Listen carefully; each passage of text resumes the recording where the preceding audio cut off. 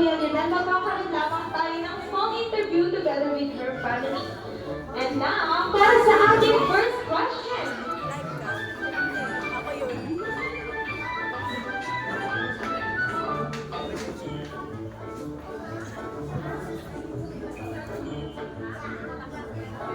Ang daming ulo. To get to know more sa ating celebrant na si Yana, magkakaroon lamang tayo ng small interview. Kaya naman ang ating first question para sa ating celebrant. Alright, Yana, first question. Is this your first time celebrating your birthday here at Jollibee? First time mo po ba mag-celebrate? Ako daw. And for the next question, ano po ba ang nararamdaman mo po ngayon, Ate Yana, na nakapag-celebrate ka po ng birthday dito po sa Jollibee? Masaya daw siya. Ano po masasabi mo kay Mommy and Daddy? Also kay Ate na talagang nag-celebrate ka ng birthday dito po.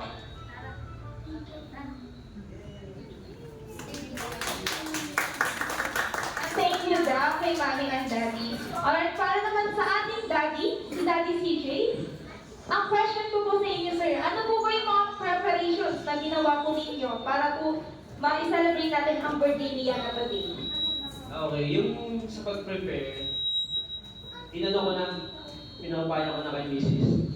Yan si Mami. Si Mami talaga. Alright, Mami, question po. Ano po ba yung mga ginawa po ninyo, yung mga process po na ginawa ninyo para po ma-celebrate natin yung birthday po ni Yana today?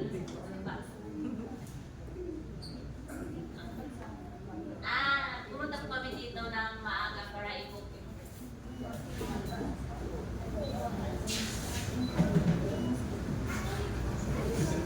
Ayan, nahihiya si Mami sa pagsagot ng ating question.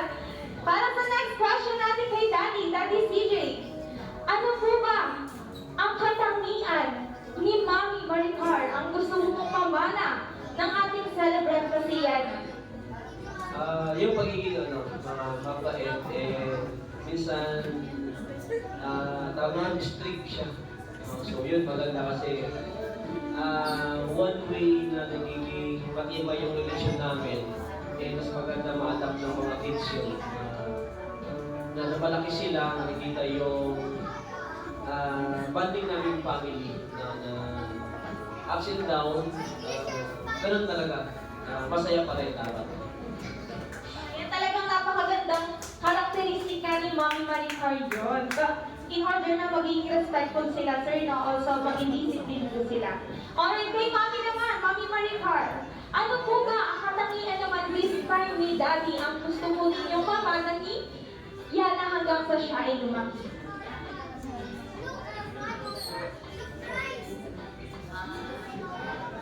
Tapang. What do you mean matapang? Pagiging matapang ko, Mami?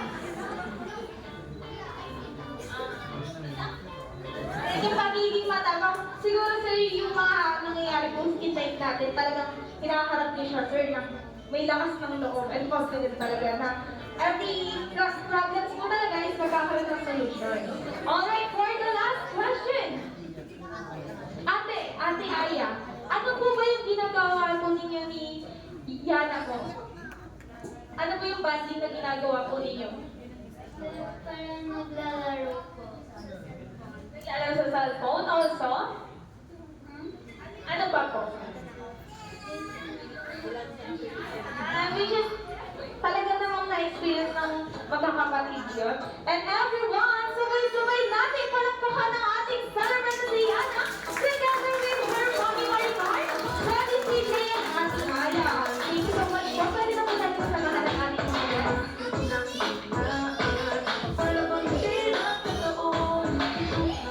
And for our timing activity, inaanyayahan ko po dito sa harapan ng ating mga Jollibees. All the Jollibees out there, punta na lang po dito sa harapan for Friday activity. Once again sa ating mga kids, punta po dito sa harapan. Ayan yung mga kids natin. Baka may mga kids pa po sa likuran. Kasi bata po, meron. Ayan, sige po sa likuran.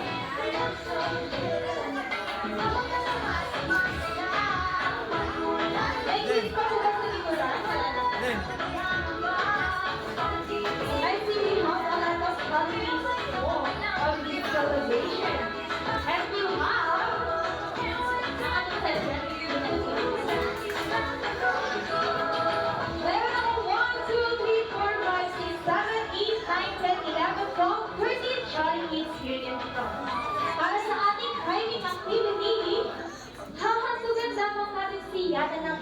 sayaw.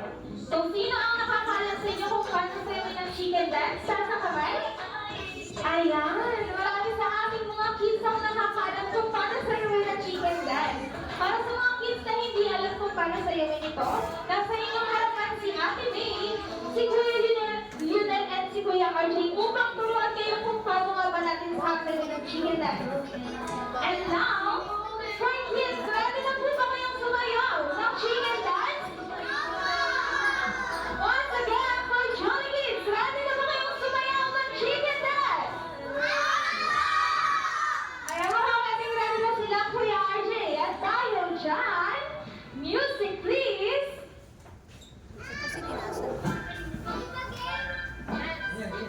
Ayan, kids, dance! Clap your hands!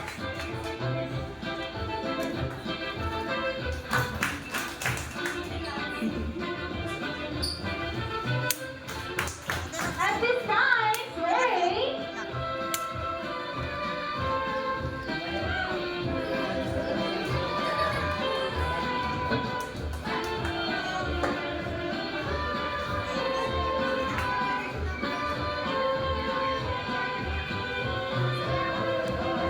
One more time, please.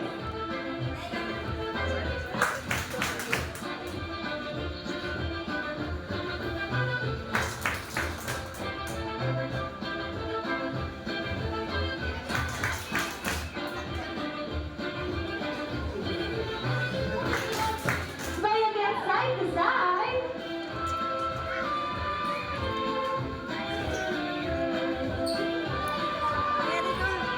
Paano tayo higa?